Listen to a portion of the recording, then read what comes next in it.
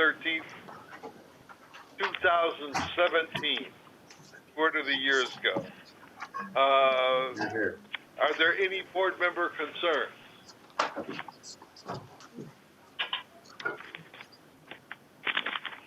How about report of approval travel, Mr. Nastri? There's no report of out-of-country travel at this time.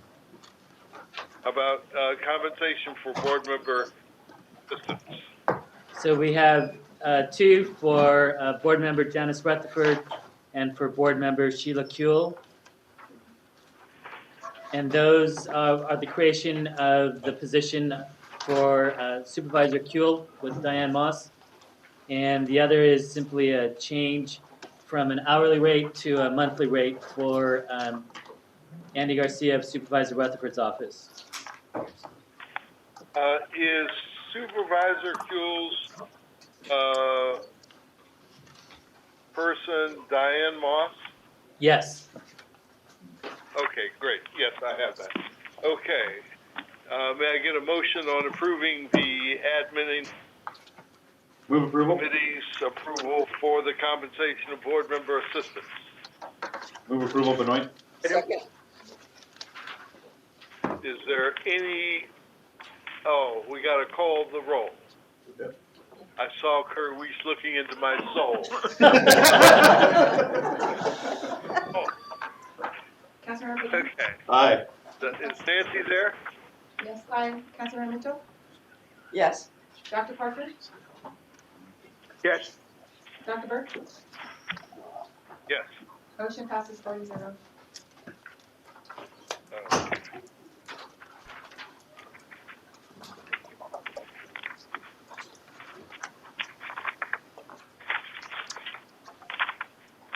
Moving on to item 5, status report on major ongoing and upcoming projects for information management. Good morning, Doc. I stepped on you there, Dr. Burke. I apologize for that. Good morning, Dr. Burke, committee members. This report is the result of the last administrative committee where the committee requested a more comprehensive report on all of the IM projects that have been approved by the committee, just so you can keep a better feel and idea of what you've already approved and what's upcoming. The previous report was just prepared twice a year, and it just talked about what was upcoming in the following 6 months. So the attached report's more comprehensive. We'll update this on a monthly basis. And we'd be happy to answer any questions on the formatting of the report, if there's something else you'd like to see. And again, we'll give this to you monthly and be ready to answer any questions on any of the specific projects. I think that was Dr. Parker's request, so check with him. No, I don't have any further questions. I think it's kind of laid it out with some degree of specificity. It's greater than what we had before. I think it would serve to keep all of us informed as to exactly what those projects themselves are. Okay, Mr. O'Kelly, how about item number 6? Thank you again, Dr. Burke, committee members. This item is simply to request an RFP for workers' comp claims third-party administration. We have a third-party administrator that helps us process those claims. We spend about $18,000 to $25,000 a year, so this would request an RFP, and the successful proposers will come back to this committee for a contract in about 2 months. Be happy to answer any questions. Does anyone have any questions about this item? May I get a motion on this item? Move approval. Second. Would clerk call the roll? Councilmember Benoit? Aye. Councilmember Mitchell? Yes. Dr. Parker? Yes. Dr. Burke? Yes. Motion passes 4-0. Okay, item number 7, Mr. Alatorre. Yes, sir. Good morning, Dr. Burke and committee members. This item is to amend the contract for consultant services for the Environmental Justice Community Partnership Outreach and Initiatives. Lee Andrews Group is the current contractor. This item is to allow them to have on 1 more year extension. This is actually their first extension. They have a possibility of getting a total of 2 additional years. They were very successful in organizing these events. Supervisor or Councilmember Mitchell and Dr. Liu attended the one about a week and a half ago or so, and I think they brought up at the governing board meeting how well attended and how well it was. So this is just to extend the contract for another year for Leander's group. Thank you very much. May I get a motion? I'll Move move the approval. item. Second? Nancy, would you call the roll? Councilmember Benoit, Aye. Councilmember Mitchell, Aye. Dr. Parker, Aye. Dr. Burke, Yes. motion passes 4-0. Okay. Item number 8, you really don't have to do anything on, right, Derek? Exactly. I know, I want to keep my mouth shut. Okay. You know, we need to figure out a way to just put this on the agenda and not bother you every month. Is there anything you'd like to brief us on the governing board agenda, Mr. Nastri? Just that the public hearing for the adoption of the 2016 Air Quality Management Plan will be coming up in February, and that'll be for your consideration. Okay. Do we have any other business before the committee this morning? Do we have any public comment there in CC8? Harvey? Harvey, there? Yes. Come on up, Harv.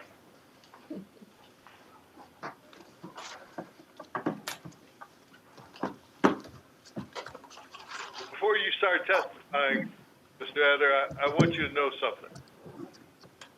That if we get a positive solar amendment in this SCAQMD, I'm going to name it the Harvey Eder Amendment. Thank you. Because let me tell you, it's been you that's been the driving force.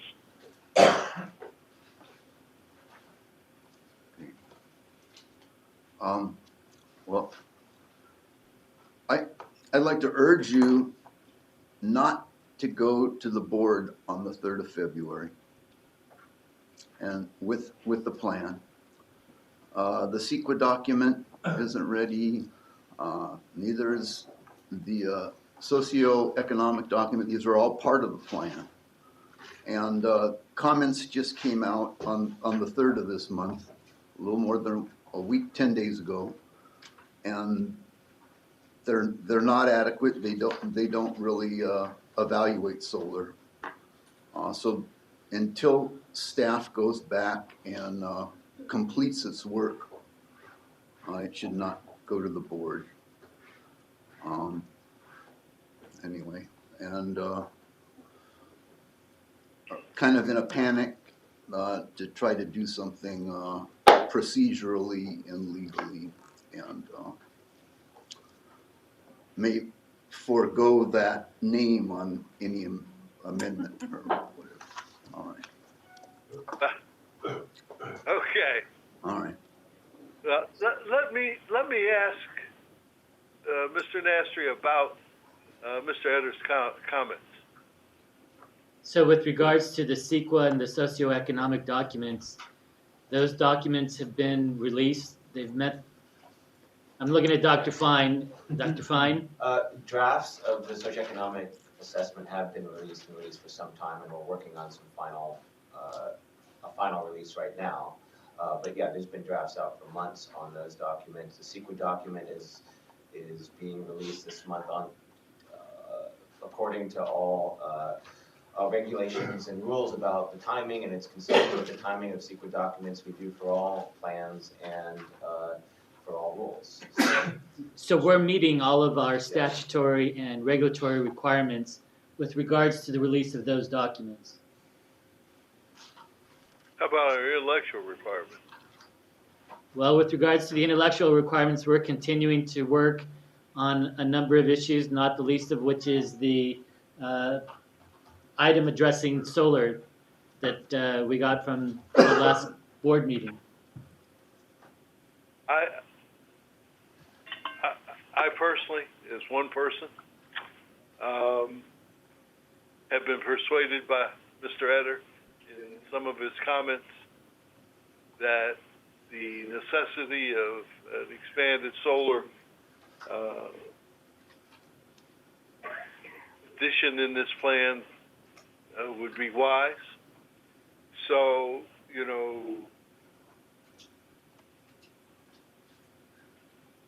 I would think it would be appropriate that you try to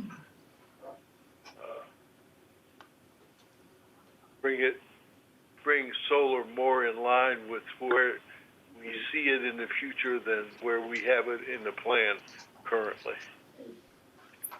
And you know, if you elect not to do that, then, you know, anything's fair. Understood, Thank Dr. you Burke. for your testimony, Mr. Etter. Mr. Chairman, I have a Dr. Burke. question for Mr. Eddie.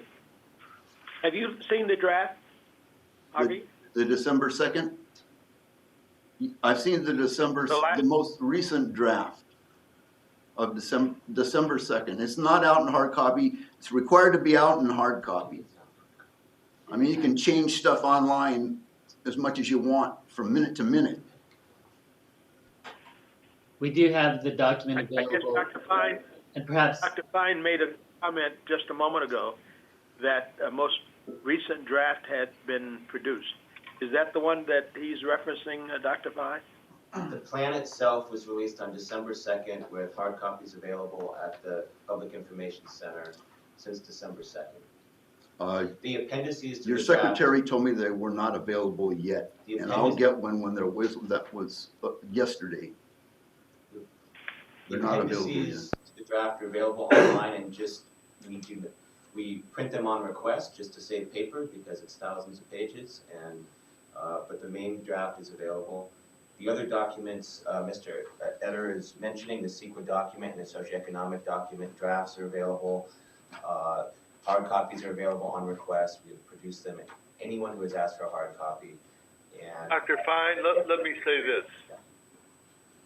If a person that I consider most interested from the public in this issue said that he couldn't get a copy, we will get him a copy, Dr. Burke, today.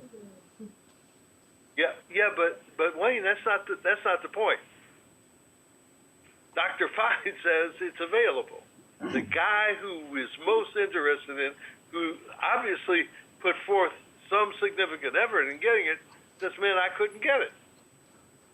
What does that mean to the rest of the public? What does that mean to the people who don't have the sophistication of Harvey Etter with the district to go find this and evaluate it? There may be nobody else other than him that's interested. But if there was, I bet you a dime that they couldn't find the information. Dr. So Burke, that's all I'm saying. I appreciate your comments, and we'll make sure that those documents are available. I can assure you that I haven't heard any other issue from any other party that they haven't been able to get the documents. But I'll look into it and Probably not because nobody else is as interested as Mr. Etter.